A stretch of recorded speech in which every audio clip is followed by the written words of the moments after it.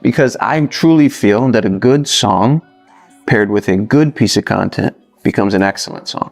I think a bad song paired with an excellent piece of content can be a good song. And I think a great song with a bad piece of content can turn into a bad song. A lot of y'all know who Nick D is. He's a superpower of an independent artist, and he has been doing a lot of work mainly on TikTok with promoting his music, and he's really grown his brand and his music on Spotify and has been able to gain millions of monthly listeners. You guys can see right now on the screen, he's at over 4 million monthly listeners, which is huge for an independent artist.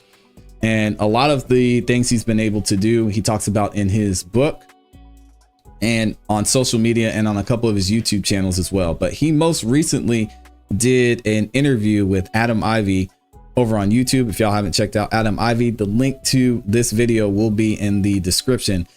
And they were talking a little bit about Spotify release strategy. So I wanted to get into it and kind of give you guys a little bit of insight into some of the ways that you can use Spotify to not only grow your fan base, but to get your music heard by more people, get it placed on certain playlists on Spotify, and some of the steps you can take leading up to that to direct people to the places to where you can actually gain listeners and get people to listen to your music on streaming platforms. So check this one out. Adam Ivy is going to ask Nick about his Spotify release strategy, and then we're going to go into another video that gives you more of an insight into what you can do on a day-to-day basis leading up to the release of your music. Music, would you recommend having a collection of songs ready before starting to release them? Or do you, because the reason I ask is so many people deal with burnout. And if they only have one song that they, you know, sweat over and cried over, and when they release that, a lot of times people push that out and see where it goes. And then they rot away. They don't use their creativity. They become stagnant. How important is it not only batch creating content, but batch creating, maybe not batch creating, but consistently creating new songs to be able to feed out into the marketplace? I think to touch on your point of they polish this one, you know, song baby, and then they put it out into the world. When they do that, they have an attachment to it. They have an expectation for it. They think that because of how hard they worked on it, it deserves plays. It deserves streams. It deserves attention. It's just not the case, right? Like, is it ego? Not the case at all. Is it entitlement a little bit? I think it's a little bit of that. It's a little bit of pride. Yeah, I don't think it's ego. Just my opinion. I think it's that artists just put so much behind creating the music. They think people are going to hear and feel that value just from listening to it. And a lot of times it's not the case. That's why it's so important to have a personal brand behind what you're doing and be able to create the story so that people can relate more to your music. It's a little bit, it's whatever. It's like they expect results because of how hard they worked. But that's not enough, you know? Yeah. And but I do hear what you're saying, where should they have a batch of songs ready? Because I know that for some, it's not that easy to create a song. It's not that fluid. It doesn't come as quickly maybe as it does for others. So yes, I think it could be a good strategy to first prepare all of your songs so that you have, and you're not pressed and you're not dealing with burnout. It's supposed to be a little uncomfortable. If it was easy, everybody would be successful. I'd be doing it, right? Oh yeah, and that's tough. I know it's tough to hear that, especially in the artist community, because like it or not, at this point and it's been this way for a while, we're really competing for everyone's attention. So you really have to do certain things and be consistent in order to stand out and to gain more followers. And it's tough. It's not easy. It's uncomfortable. I mean, you guys know how it is. And also let me know in the comments and in the chat, what is your current release strategy? I want to hear from y'all how you're releasing music. Do you batch content? Do you just make what you feel and then put it out? I'd be interested to hear that from you. It's supposed to be a little uncomfortable. It's not supposed to be easy. With the release strategy, let's talk about 3 releases so we don't overwhelm people too much. Let's say 1, 2, and 3. Song 1, song 2, song 3. That's the names. Yep. How many pieces of content for song 1? When would you release those? When would you introduce song 2? How many pieces of content How would you introduce song 3? And when you have song 2 and song 3 out, how would you, Nick D, go back to try to breathe a little bit of excitement and life into 1 for strangers that don't know it exists, or to breathe some new energy into it to just continue to feed the momentum? All right, song 1. It comes out, day it comes out, there's a piece of content ready. I post it, probably a Friday, right? Midnight Thursday, song's released, I have a content ready, I post it Friday. Then I don't post over the weekend. Personal preference, less streaming is happening on the weekend. That makes sense. Wait for Monday. A lot of people stream on Mondays. And I post another video Monday. Now, throughout that week is you're like, let me push this new song.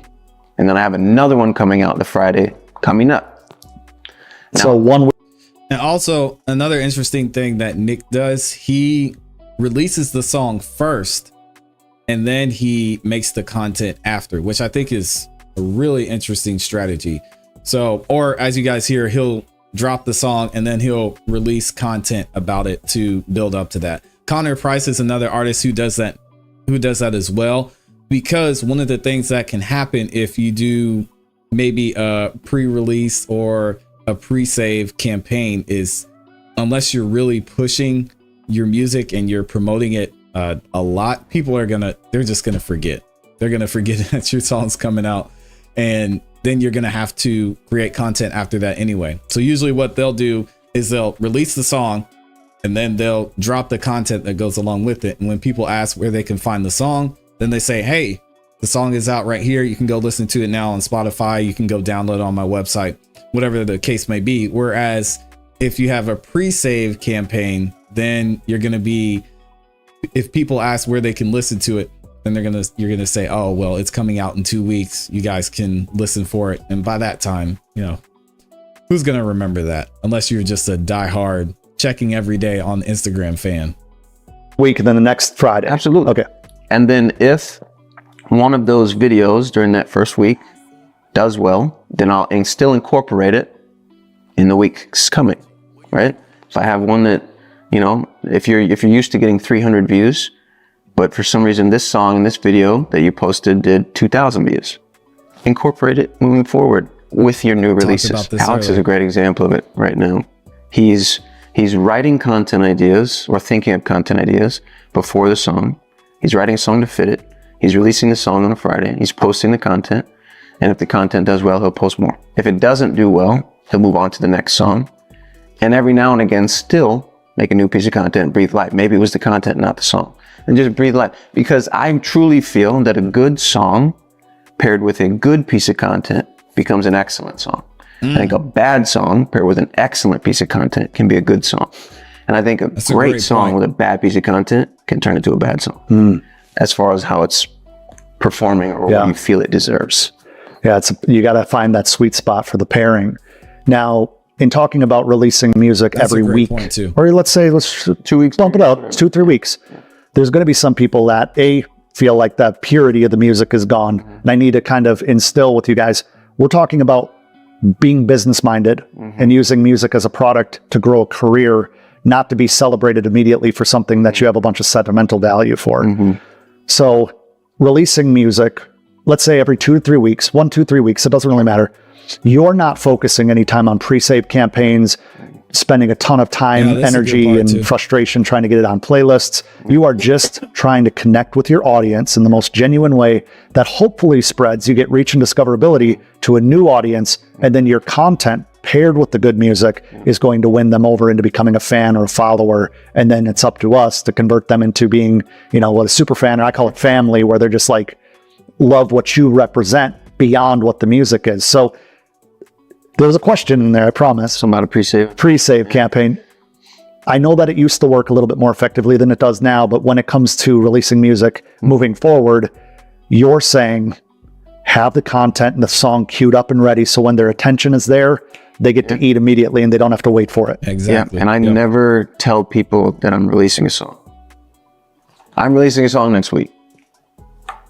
Okay. Right, right. The song's out. Yeah. That's what people want to hear. The song is out. You post a video. Hey, when's this song out? It's out already. Yeah. I love it. And it's an interesting thing I'm seeing now. Speaking of Beyonce's album dropping, there were so many artists who were featured and got an opportunity on that album. And I'm just looking at some of the things they're doing as far as Instagram, as far as they're releasing music. And I'm just like, man, y'all are not taking full advantage of this opportunity. Beyonce is hot right now. If it were me and I was one of the artists that got featured on that album from Beyonce, I would be putting out so much content, be working on so much music. I would be showing you guys everything. I'd start a vlog like, hey, this is how I got featured on the album, tell that story, and just have the content ready. That way you can continue that momentum and even gain fans from the opportunity you got with Beyonce. But even going back to artists that have had quote unquote one-hit wonders, like a lot of the reason those artists didn't go on to be successful is because maybe they relied on that one song and they just kept pushing that one song, which has a place, and then they didn't release anything else, or they didn't work on any other music. And that's a trap I think a lot of artists can fall into. Instead of continuing to build upon those wins and stacking up more wins and seeing what worked with the last song, it's so easy to focus on the song that's doing well and forget to continue to put in the work. So that's something I want you guys to think about too. Hey, when's the song? I don't know.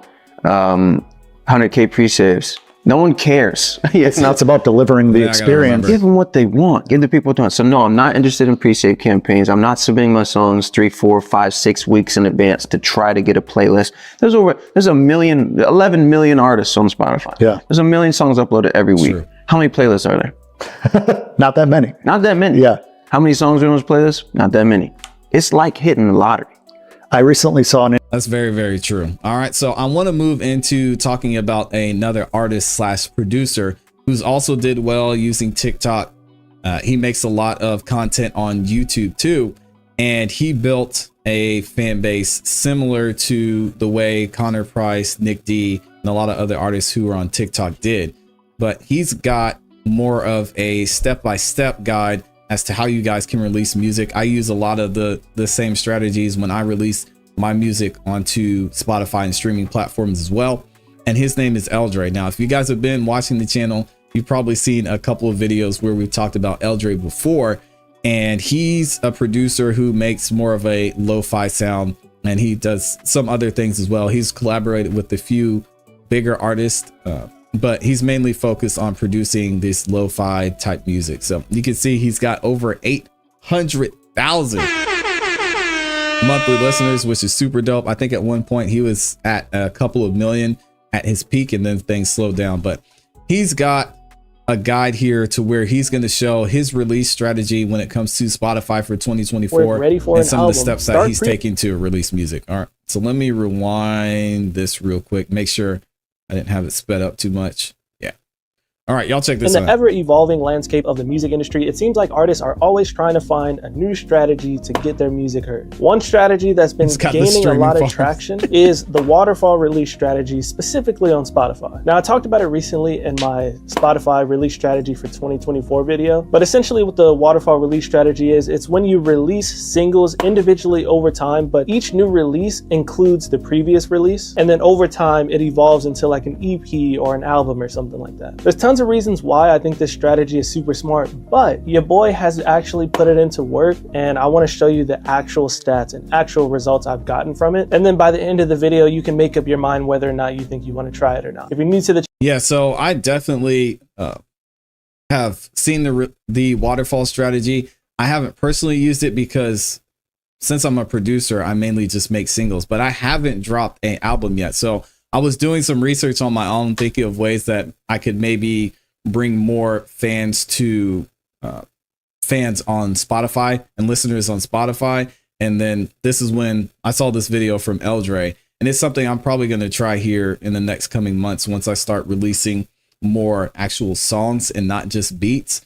But this is an interesting concept, and y'all have to let me know what you think, because I'm just used to releasing beats and dropping consistently, which works well for me. And it's got me at my peak to over 70,000 monthly listeners. I'm at 35,000 monthly listeners now. But this is definitely always looking for a way that I can improve and reach more fans too.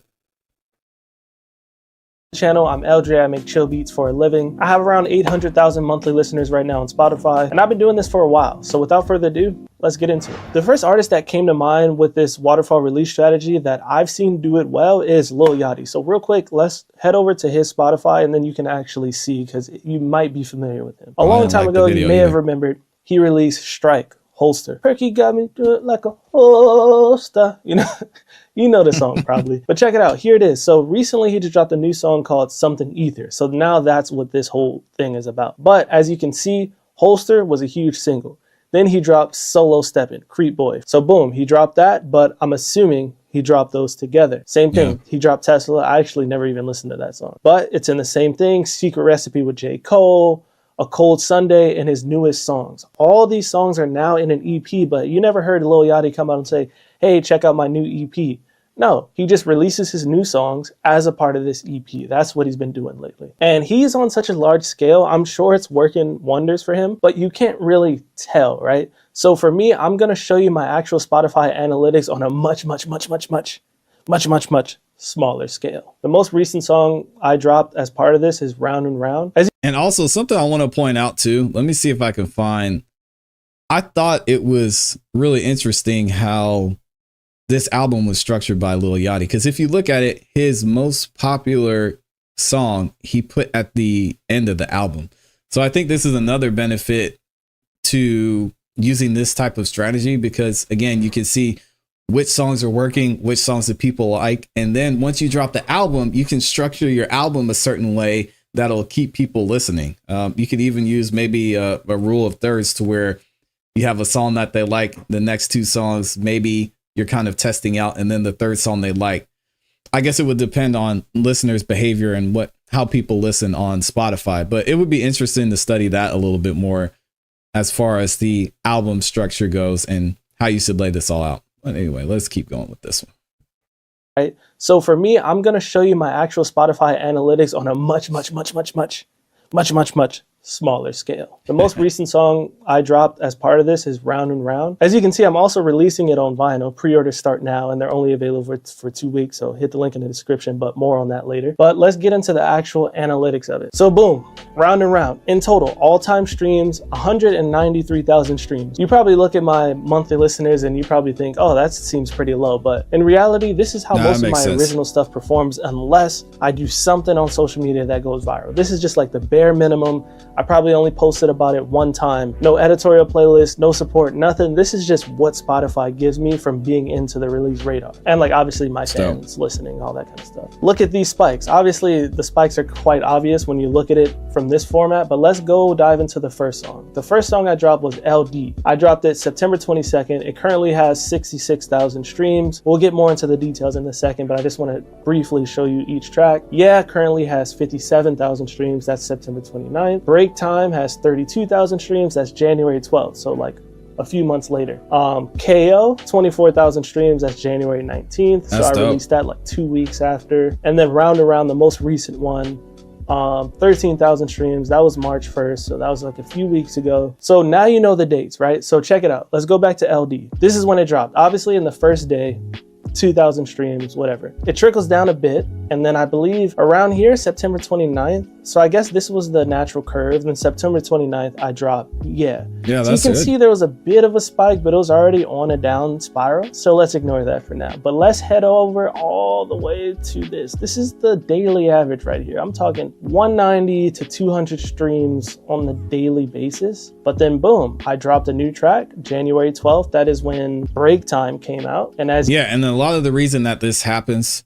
is because of Release Radar. So Release Radar, when you guys are on Spotify specifically, there's no way to send out an email or a notification to your followers. So say you have 100,000 followers and you want to let them know that your music is out there. There's really no way to let them know your music out there unless they, again, just follow you religiously. One of the things Spotify definitely needs to work on and improve. But when you release a track, you do have an opportunity to get on Release Radar. And what Release Radar does is it takes your music and it pushes it out to your followers. And people who are new to your music as well, which is dope. And it's a great opportunity for you to get your music heard. So that's why, unless you have maybe a big following, you'll see kind of a spike on some of your other tracks when you release your music, because people will hear your music on Release Radar and then they'll go and check out some of your other music too.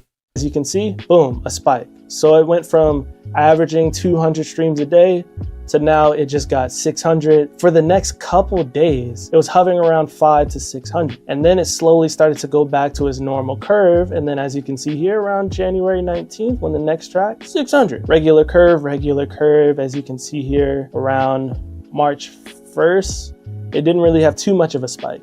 So it's slowly going lower and lower, but that leads me to believe that it's also because it's the last track. You know, on albums, the last track is usually gets the least amount of love. So let's look at the other tracks and see if those spike. So let's look at, similar vibes. Boom, came out, 2,000 streams, died down, boom. January 12th, spike. Much bigger spike, actually. If you notice, the last spike for l.dre, 647 streams, but for since it was the very next song, 700 streams. And then January 19th comes along, it still stays high, but then boom, drop off. March 1st, tiny little spike, nothing crazy. All right, let's go to break time, because this is when the spike started. So boom, first day, 2,000 streams. At least I know now, like looking at this, Radar. 2,000 streams, first 24 hours is usually the vibe. January 19th, nothing. I don't really know how to account for that. But scroll over March 1st, tiny little bump. And then that Monday, a higher bump. I don't know what was going on March 1st, but it wasn't a good release day for me. But look, Monday, it brings it back up. I've noticed I get a lot less streams on the weekends as well, so maybe that has something to do. Yeah, and that backs up what Nick D just said. So there is a spike around March 1st when I dropped that last song. And then same thing with KO, first day, 2,000 streams, die down, little spike with a hump on Tuesday. There is a spike from the next track. And then lastly, Round and Round. See, I guess this one, either this beat isn't it, people didn't care, or I didn't promote it enough, I don't know. But this is the only one out of all of them to not even get 2,000 streams on the first day. So that explains why there's not a crazy spike for the rest of them. But so that's like the nitty gritty of it. And just to double down, like if you look at the playlist, it's just like my own playlist. I didn't get into any big playlist for any of these, but as you can see, Release Radar, 5. That's what I'm telling y'all, Release Radar, that's the key. That's the key right there. And this is dope to see that most of his streams are coming from Release Radar, because that means the people that are following you actually support your music, and you're actually getting support from new listeners as well, which is cool. 1,000 stream. KO2, let's check this one out. Release Radar 6,000. This is l.dre 1,000. I made a new playlist all for this too, by the way. J Dilla Lo-Fi Vibes. That got its initial 1,000 streams from that. Go all the way back to l.d, since that one has the most streams. And boom, so radio, it's getting some streams in radios, which is great. Release Radar 5,000, l.dre 4,000, and then all my own playlists again. So like I said, no editorials, just straight vibes. Based on all that data, the waterfall method definitely works. But the key thing I want to mention with this strategy is it works especially well if you are promoting it heavily outside of Spotify. That's what you gotta do. Content, like multiple pieces of content per song, really doing whatever you can. And like I said, I also made a playlist that's completely themed around this, promoting that playlist on days that I don't feel like promoting the song. I'm literally doing all that. So once that new attention comes in, it's go time, they're clicking it, and then they're going to the rest of the song. Now here's some shortcomings of this strategy, because it's not all peaches and cream, you know what I'm saying? It's not guaranteed. Like I said, you kind of have to be promoting heavily outside of it, but also you gotta have good artwork for all your tracks. Now, that's just me. You can feel the same way. But if you're just dropping an album, you just got to pay for one really good artwork, and there you go. But for me personally, yeah, are y'all paying for artwork too? Y'all have to let me know in the comments and in the chat. I use Canva for everything. I'm working on a mixing and mastering course and a couple other courses for you guys, and you can actually use Canva to create a course, and people can go, they can watch videos, they can flip through the course or an ebook. So man, yeah, I don't want to take away money from any graphic designers out there or artists who make artwork, but you can use Canva to make anything. And they have so many templates on there. I mean, you could use a template, switch some things around. They even have an AI tool that you can use to create your own images that you can input into a template that Canva has. So I mean, there's so many options out there.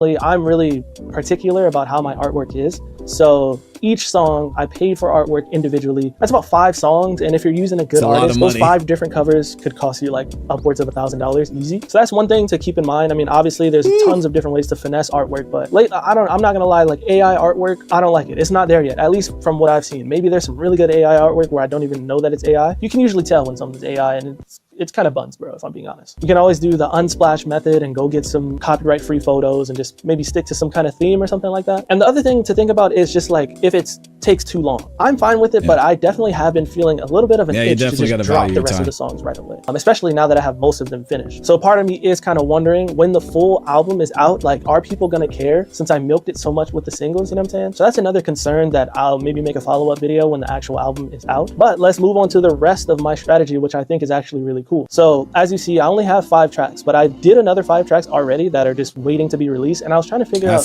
how I should do it. I told myself this year I want to release 1 vinyl every quarter. This is the last month of the quarter. Actually, it's the last week of the quarter. So I was like, okay, since I'm doing this waterfall release strategy, I could just get some really dope artwork ready for an album, start pre-orders, and by the time pre-orders are finished and I have to actually take all the songs to the record company and get everything together, I'll have the songs finished. Plus, I thought, wouldn't it be even more cool if I continue to still do the waterfall release strategy with the rest of the songs, so each song gets its own like love and attention, which is another big plus of the strategy. But what I could do as an incentive for people to buy the vinyl, when the pre-order window is closed, they'll get the full album digital download to their email. So they're able to— Yeah, that's dope, man. Shout out to l.dre. Smart. And we talked about this before too. A lot of artists are moving to a more direct to consumer route. l.dre is kind of going the route I was thinking makes more sense and that I practice as well, is having a little bit of both. So you can have something for the artists that want something that's more physical. So they have a vinyl that they can purchase and they can listen to your music on streaming platform.